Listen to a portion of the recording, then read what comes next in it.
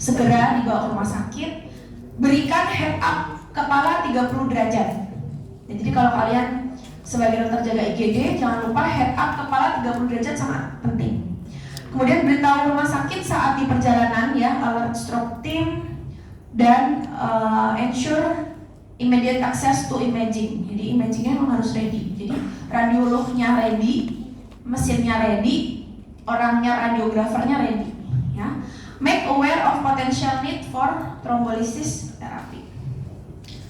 Nah, jadi kalau udah ada identifikasi oleh IGD, kemudian referral ke unit stroke, ideal pathway ya. Kemudian jangan ada keterlambatan. Ya. Nah, ini yang harus dilakukan jika ada pasien terduga stroke ya. Yang pertama adalah onsetnya kapan?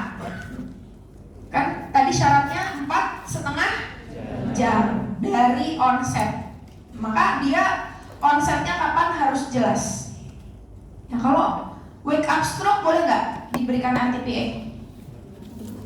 Wake up stroke berarti bangun tidur, pelo, lemah separuh, perot. Boleh diberikan RTPA? Boleh nggak? Kenapa? Boleh apa enggak jawabannya? Tidak, betul. Tidak, karena kita tidak tahu persisnya kapan aliran darah itu menyumbat pembuluh darah otak.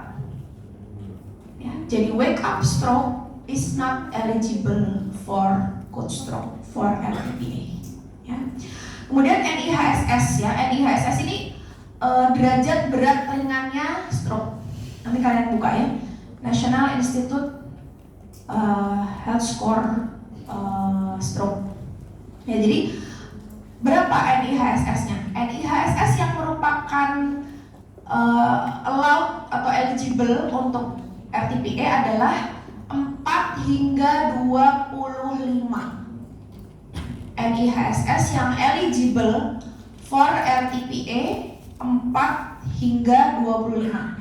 Jadi di atas itu, di atas 25 itu meningkatkan resiko transformasi hemorrhage pasca trombolisis.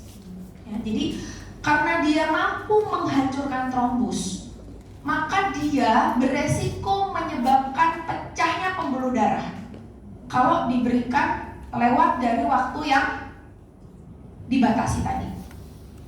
Kenapa? Karena udah makin banyak mediator inflamasi yang datang ke situ. Nah, ini pernah nih pengalaman ya, dulu pas saya residen, ada seseorang yang cukup berpangkat ya di kota Semarang terkena stroke. Waktu itu belum terbit guideline yang baru, jadi guideline-nya masih guideline 2015 ya, saya sekolah tuh 2015. Guideline-nya guideline 2013 kalau nggak salah, guideline 2013, dan saat itu RTPA itu masih bisa diberikan sampai 6 jam. Pada saat itu, tahun itu, pasiennya datang udah persis 6 jam. Jadi sudah tidak eligible, udah nggak bisa.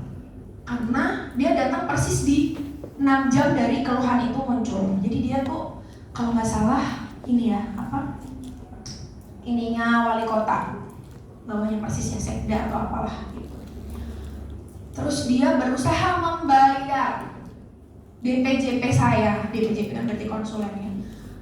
Kayak ini, kamu kan murid saya, nah ini saya gurunya. Nah itu guru saya mau dibayar sama dia 50 juta supaya bisa dapat obatnya.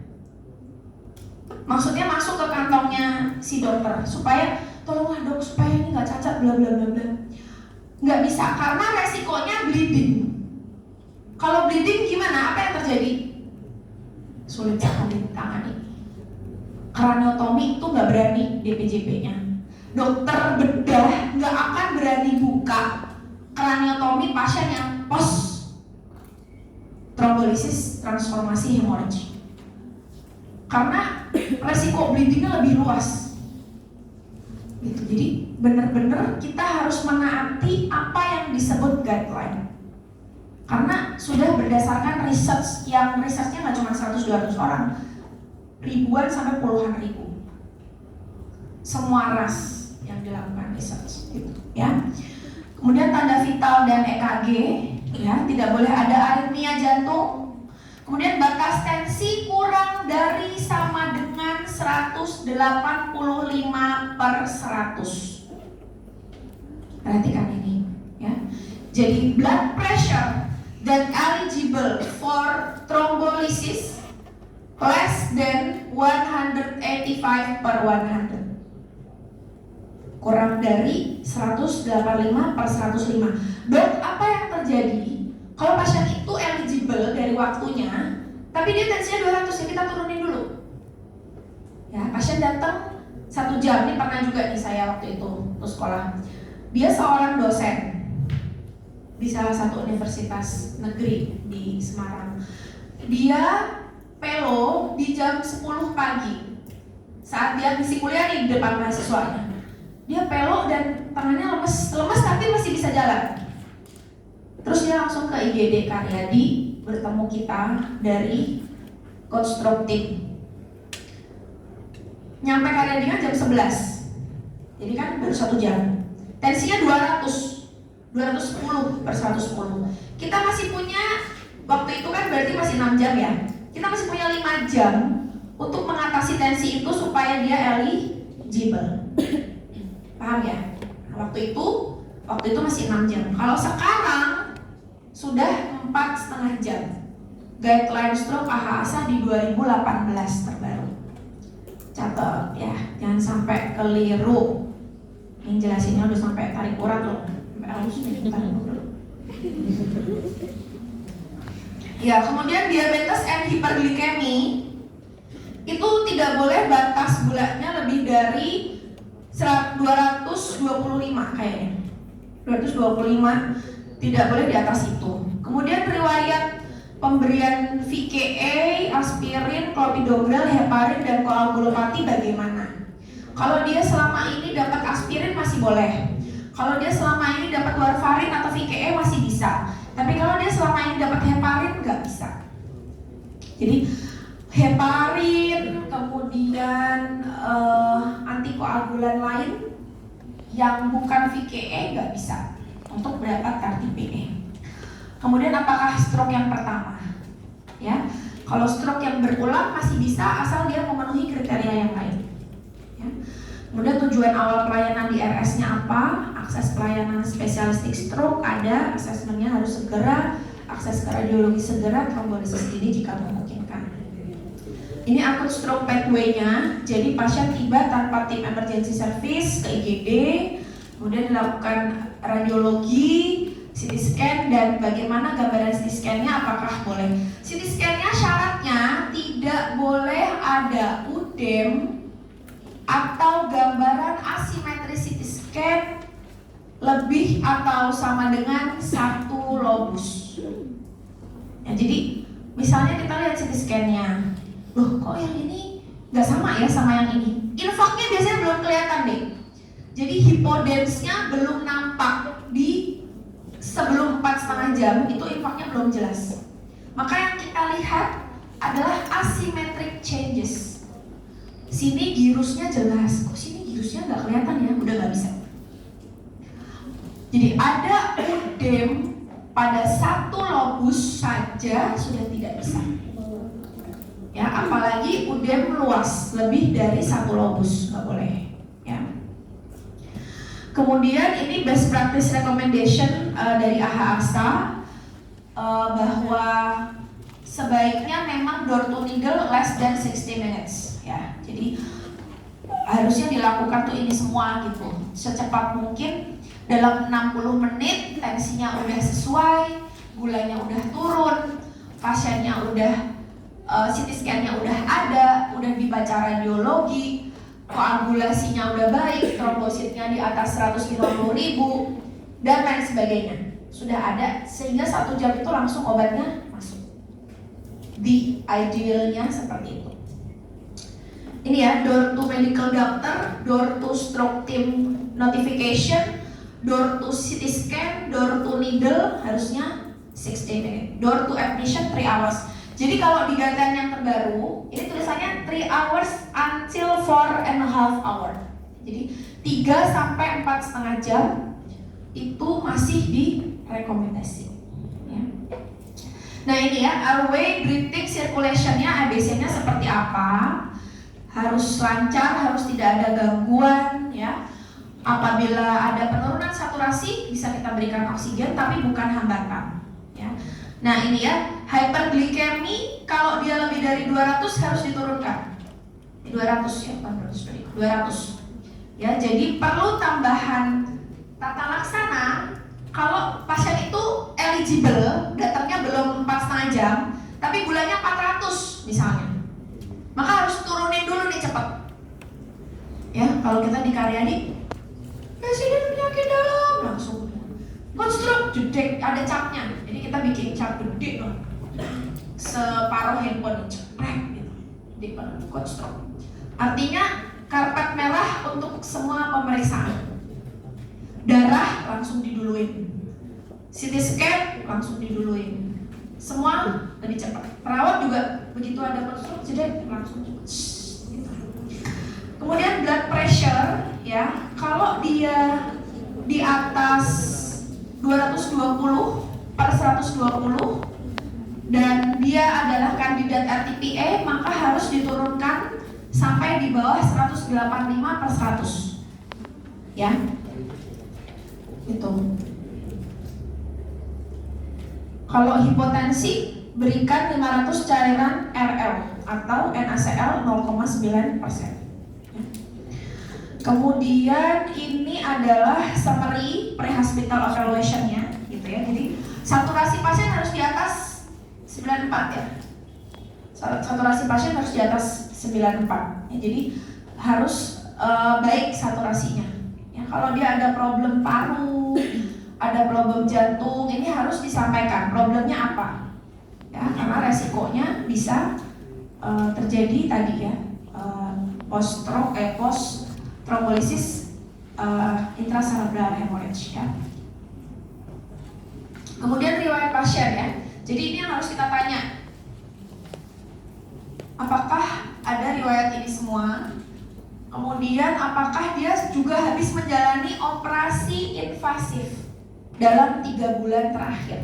Nggak boleh. Iya dok, saya bulan lalu habis laparotomi eksplorasi karena perforasi appendix, nggak bisa. Gitu. Dok, saya bulan lalu habis kraniotomi karena epidural hematom, nggak bisa juga. Jadi operasi besar dalam 3 bulan terakhir not eligible for RTPA. Ya. Kemudian riwayat penggunaan antiplatelet dan antikoagulan. Kemudian level of function of independence ya, tadi NIHSS. Tadi ya, NIHSS yang masih allowed 4 sampai 25 ya. Nanti kalian baca di NIHSS skornya apa saja. Ini tadi udah kita bahas bahwa sebaiknya idealnya adalah kurang dari 60 menit RTPA-nya sudah masuk. Ya, kurang dari 60 menit obatnya sudah masuk ke syring pump, via syring pump ya, intravena. Ini IGD harusnya survey primer ya. Kalau nanti kalian ada yang sekolah lagi masuk neuro, kalian harus bisa ini ya, karena kalian akan menjadi lini terdepan untuk dokter jaganya itu ya. Atau di rumah sakit yang kalian praktek nanti jadi dokter jaga IGD di rumah sakit tipe A misalnya Telogorjo, itu tipe B utama ya Telogorjo gitu, atau rumah sakit lain, itu kalian pasti akan ada pelatihannya sebagai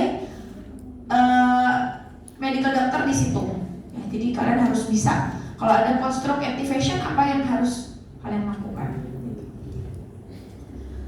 ya. Aktivasi post-stroke aktivasi, maka kalian tinggalkan pekerjaan kalian langsung menangani stroke itu ya. Revaskularisasi, trombolisis, trombektomi ya. Trombolisis, the answer is ini ya, satu-satunya terapi yang direkomendasikan untuk stroke infak akut dari guideline stroke AHASA ya. Jadi RTPA ini dia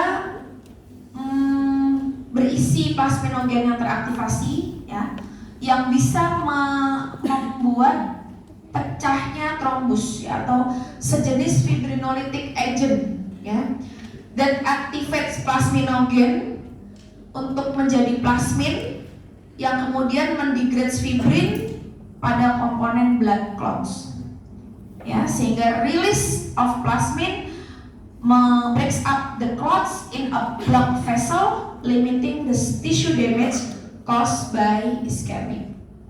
Ya, apa yang terjadi kalau dia diberikan lebih dari 4,5 jam, maka sudah ada involve-nya dari mediator-mediator inflamasi, sehingga resiko bleedingnya meningkat. Selama saya jadi residen, kurang lebih 3 tahun 9 bulan, ada 2 pasien stroke infak akut yang transformasi hemorrhage. Dua-duanya oleh senior saya.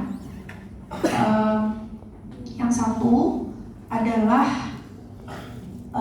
pasien itu ternyata asymmetric changes-nya nyata dari CT scan. Tapi di TJP, di konsulin jam 2 pagi, iya aja. Jadi gimana ya dok, RTPA-nya approve nggak dok? Gitu. 2 pagi, bleeding pasiennya. Jadi setelah masuk jam 2, jam 4 langsung penurunan kesadaran. Baru 2 jam. Kita CT scan ulang, di CT scan ulang, bleeding luas. Besoknya udah meninggal langsung 2 hari kemudian. Jadi selain dia sangat capable untuk mengembalikan fungsi utama, dia beresiko yang luar biasa. Pernah ada juga cerita ya di luar negeri ya, ini kisah katanya true story di Eropa. Dia adalah pianis handal, terus dia stroke.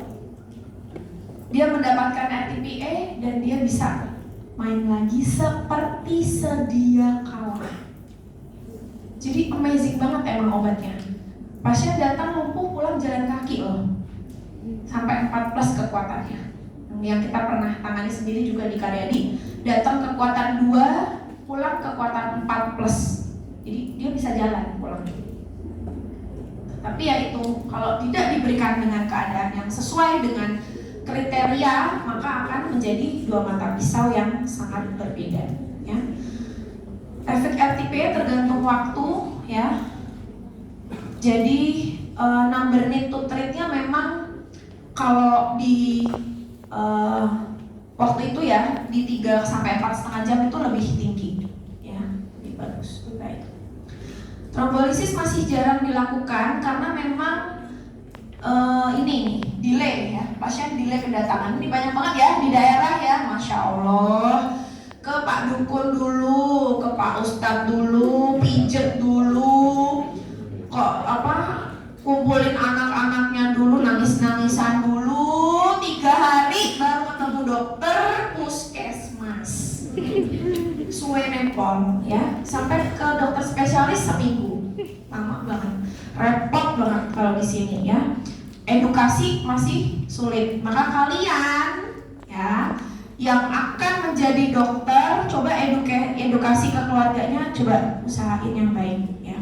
Jadi supaya bisa mendapat tata laksana yang tepat. Memang hanya 2-12% ya yang ternyata dapat terapi RTPA.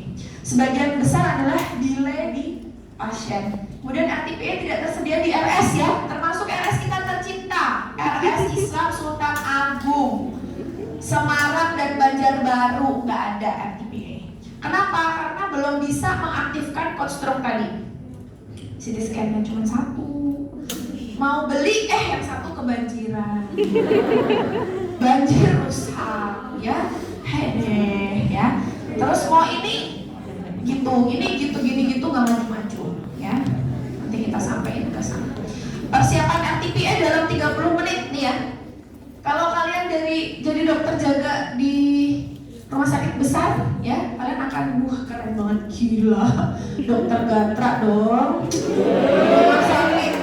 Rumah sakit Siloam Jakarta, rumah sakit Pondok Indah Jakarta, itu rumah sakitnya artis-artis sudah pasti ya bisa eligible RTPA. Harus belajar ini ya, harus belajar ini. Jadi kalau kalian nanti praktek di rumah sakit yang semua ada penanganannya bisa, dia mendahulukan umum daripada BPJS, pasti kalian akan belajar ini, ya, mendalami ini.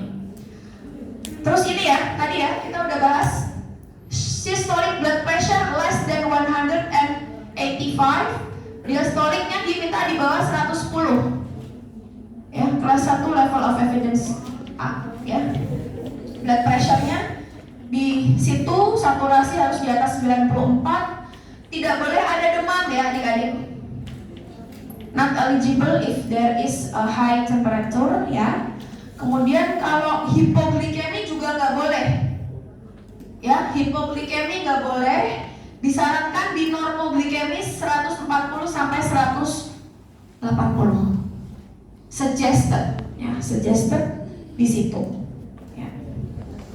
Terus ini dosisnya sekian ya adik-adik, 0,9 mili per kilogram berat badan. Ya, maksimum dosnya 90 mg. Is recommended for eligible patient within 4.5 hours of onset. Ya, ininya belum saya ganti tapi ini udah 2018. Ya, jadi ini udah yang terupdate terbaru. Maka kita dokter itu long life learning. Gak bisa kita kalau dikasih tahu, orang gak gitu kok dulu aku pas belajar, gak boleh. Ya. Karena ada update terus. Per tahun, per 6 bulan ada baru lagi. Maka kalau dikasih tahu, sekarang udah gak gitu, masa sih? Kamu baca dari mana? Aku kan baca di sini. Ada turah? Enggak. Cari tahu infonya mana, dari mana, ya? Dari mana? Oh enggak, aku dari guideline apa? Ya udah, aku besok ikut ya, bayar. Jangan kere-kere banget, ya. Don't to needle should not exceed 60 minutes from arrival. Seharusnya tuh nggak boleh lebih dari 1 jam. Maka kalau nanti rumah sakit kalian, rumah sakit kita tercinta, ya, Sultan udah ada. Ini harus bisa aktivasi dalam 60 menit. Gitu. Ini precaution and side effect ya. Tadi kita udah bahas nomor 1 hemorrhagic. Kalau hemorrhagicnya di gastrointestinal, di urinary tract ya, hematuri ya, hematemesis, melena masih bisa kita atasi. Insya Allah masih bisa kita tangani. Tapi kalau hemorrhagicnya brain transformasi hemorrhage udah susah karena cenderung makin lebar gitu ya. Ini yang lain ya, ada bruise ya, memar-memar gitu, di biru-biru di tangan ya. Kemudian anafilaksis, laryngeal edema, rash dan urticaria. Ini core stroke di Karyadi ya. Karyadi itu udah segininya, udah ada unit stroke-nya, RTPE-nya di IGD udah ready. Mesin CT scan-nya ada 3 kalau nggak salah. Jadi di gedung lama, yang gedung lama 2, di gedung Garuda 1, jadi udah banyak, bisa langsung aktivasi ya. Ini adalah RTPE kontraindikasi area kriteria ini ya, kalian baca. Jadi ada riwayat stroke hemorrhagic dalam 3 tahun terakhir. Kemudian ada riwayat atau trauma kepala serius dalam 3 bulan terakhir. Riwayat operasi besar 3 bulan terakhir. Ada diseksi aorta, ada neoplasma atau neoplasma di brain atau AVM ya, arteri vena malformation. Kemudian pendarahan aktif di saluran cerna, saluran kencing nggak boleh juga. Hipertensi berat yang tidak respon dengan obat anti hipertensi intravena juga nggak boleh. Terus yang relatif, ini yang atas yang absolut ya. Yang atas absolut, yang bawah relatif. Yang relatif yang di bawah ini silakan nanti dibaca. Seperti itu, ini kriteria inklusinya ya. Jadi diagnosis klinis stroke didapukkan, kemudian trombositnya harus lebih dari 100.000 ya. Kemudian 150.000 maaf. Kemudian tensinya normal ya. Tensinya di bawah 185/110. Usianya antara 18 tahun sampai 80 tahun. Kemudian stroke-nya onsetnya 4,5 jam. Ya, karena 4,5 jam, maka dia sebenarnya datang ke rumah sakit kan paling nggak 3 jam. Ya, karena kita minta waktu 1 jam untuk siap-siap tadi. Kayak gitu ya. Oke. Nah, ini udah 2015 ya, pas masih sekolah. Ada pertanyaan?